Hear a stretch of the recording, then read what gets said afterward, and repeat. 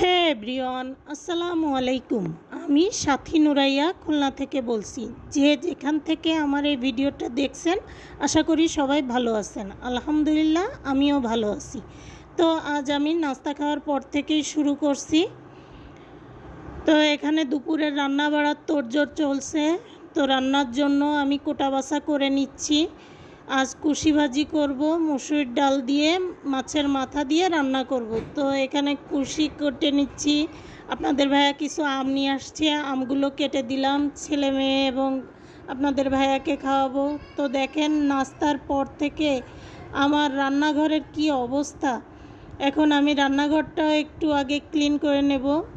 এই তো সকালে রুটি বানিয়ে রাখি রাতে এবং পরদিন সকালে হয়ে যায় যেন, সেজন্য ওটাকে আমি ফ্রিজে ঢুকিয়ে দিলাম। এরপর এপাশ পরিষ্কার করে নিচ্ছি। এই পাশ পরিষ্কার করে আমি চুলাগুলো একটু পরিষ্কার করে নিব, চুলাটায় অনেক ময়লা পড়ছে। রান্না করার আগে আমি এই রান্নাঘরটা একটু ভালো করে ক্লিন করে নিই, তা নাহলে কেমন যেন কমফোর্টেবল ফিল করি না আমি রান্না করার জন্য।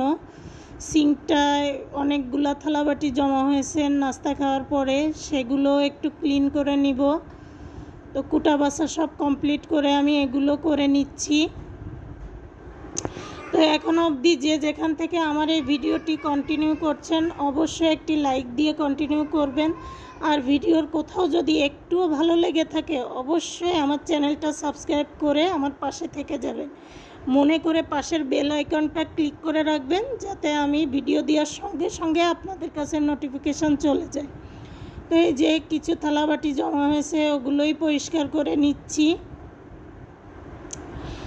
পরিষ্কার করা হয়ে ভালো করে ধুয়ে আমি সিঙ্কটাও ভালো করে ধুয়ে ফেলবো।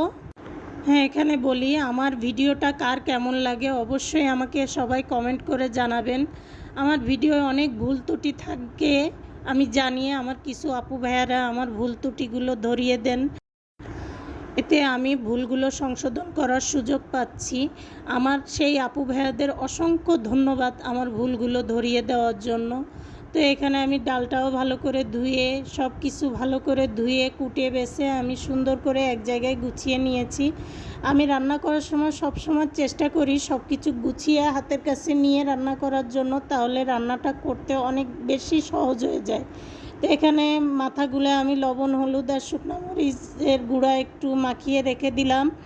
এপাশে আমি কুশি ভাজি চড়াবো, এই জন্য আর কি কুশি ভাজির জন্য পেঁয়াজ কাঁচামরিচ ভেজে কুশিগুলো দিয়ে দিলাম। তারপরে হলুদ গুঁড়া লবণ দিয়ে আমি কুশিটা সিদ্ধ হতে বসিয়ে দিব, ঢাকনা দিয়ে ঢেকে দিব।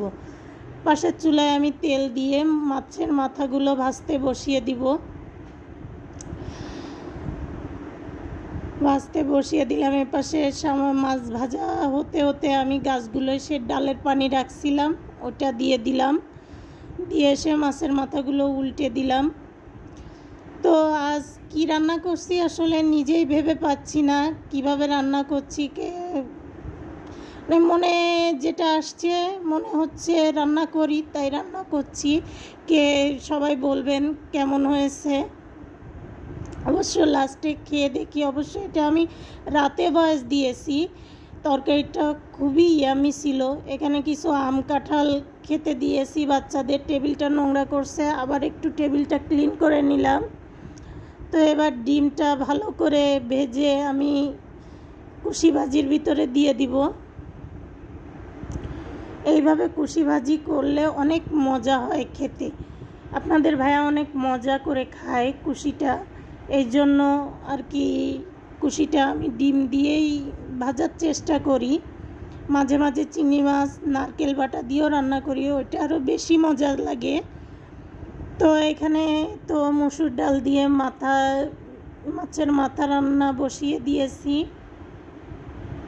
তো আবার রান্নার শেষে কিছু থালাবাটি হয়েছে, সেই থালাবাটিগুলো একটু ক্লিন করে দেন আমি রান্নাঘরটা ক্লিন করে চলে যাব। তো আজ